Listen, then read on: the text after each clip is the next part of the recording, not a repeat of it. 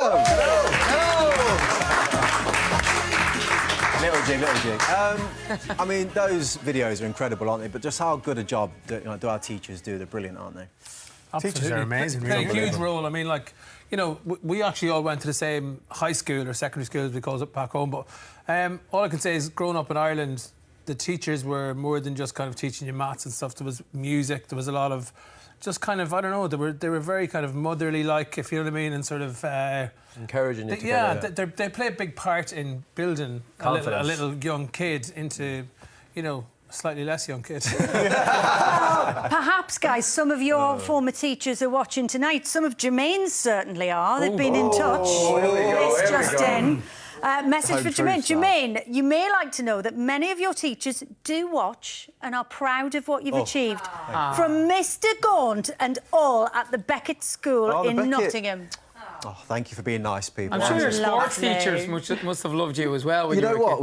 One of my teachers, I was really close with a guy called Mr. Barrett, and he was a PE teacher, as you can imagine. But I was playing against Fulham one day, and I was in the dressing room playing for Newcastle, and someone's going, "Oh, Mr. Barrett's outside," and I'm like, "What?"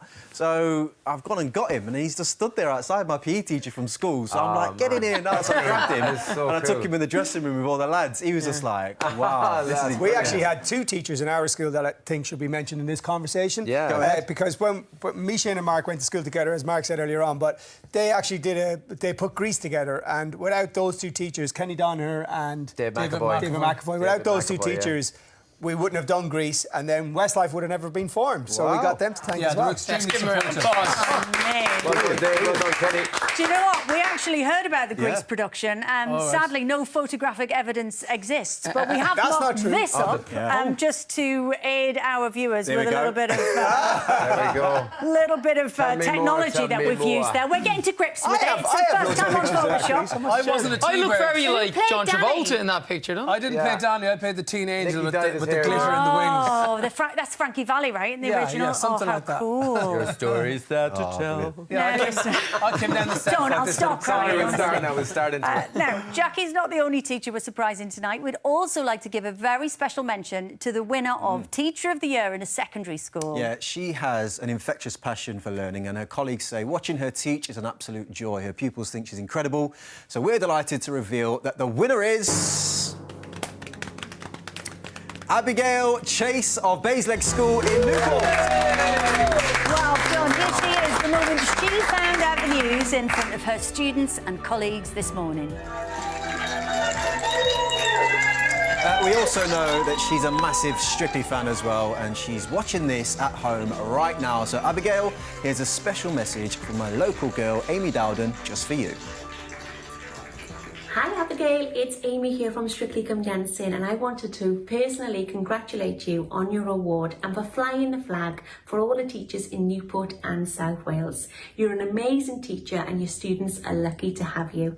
Keep up the great work. That's this stuff.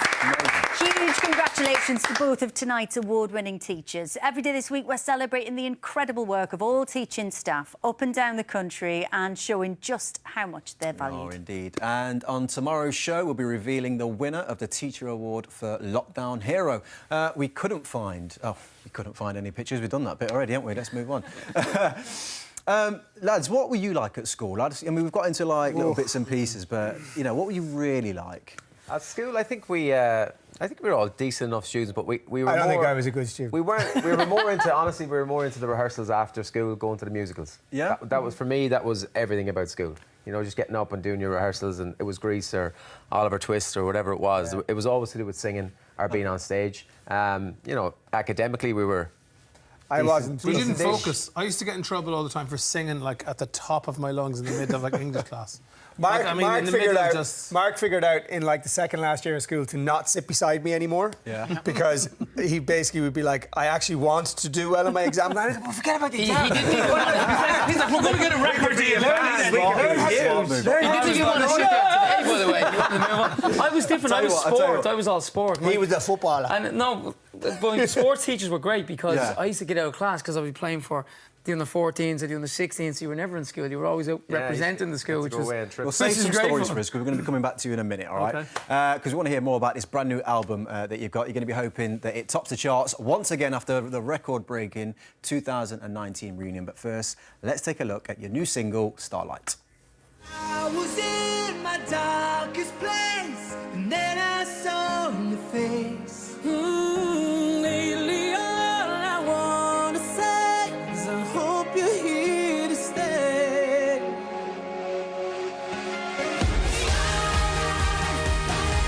the darkest night, something I can see in your eyes keeps me alive tonight.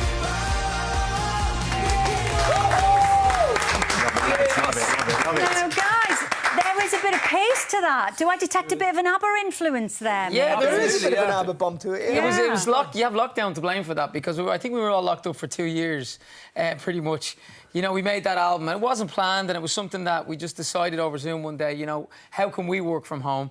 And we just got into it, and we just started recording and with writing and recording with producers on Zoom around the world, whether it was LA or London or Dublin or Sligo on the West Coast. And I think the album is a little bit full of flavours of like songs like that, where it's really up-tempo, quite positive.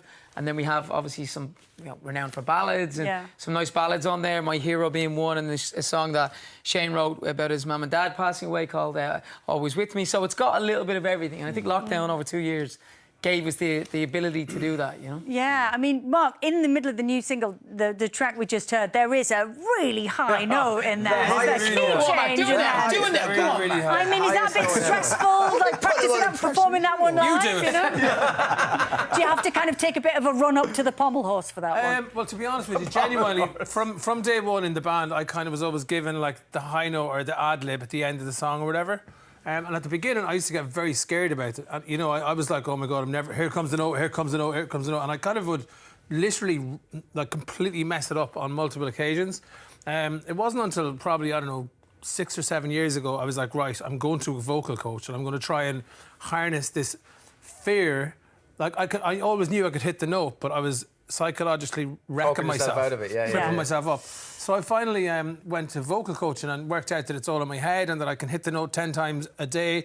I mean, I can't hit it now, obviously, because, you know... You're not warmed up. No, because I don't like being put on the spot. No, but, you know, no. My hands was better. Vocal coaches No, I'll be very honest with you, It's though. believing in yourself, isn't it? Yeah, but it's also preparing psychology. for a performance, you know, and warming up.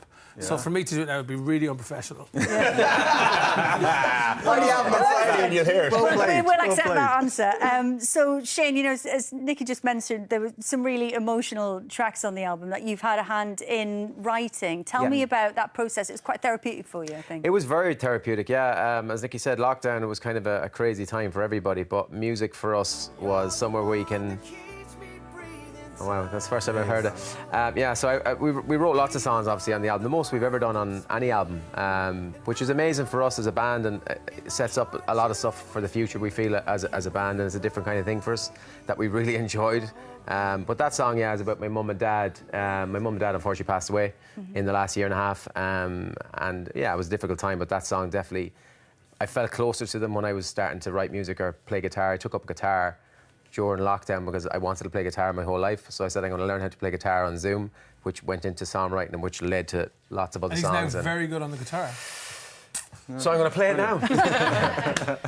Well, you are going to be playing live, though. I mean, Nicky, you know, you're preparing to tour, including this big sold-out show, Wembley Stadium. I mean, not many bands have achieved that. That's an incredible thing. I mean, that's mind-blowing. It's particularly, I think, because we're 22 or 23 years together, to do Wembley Stadium at this point in your career. I mean, it's amazing.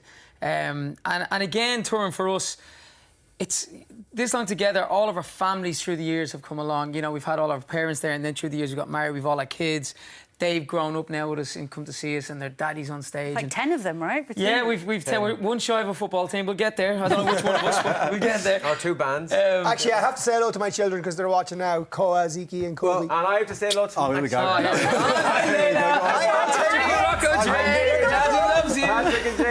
I'll be home tomorrow. We've Friday. We've had loads of questions in, by the way, from our viewers, but we've picked this one from Claire.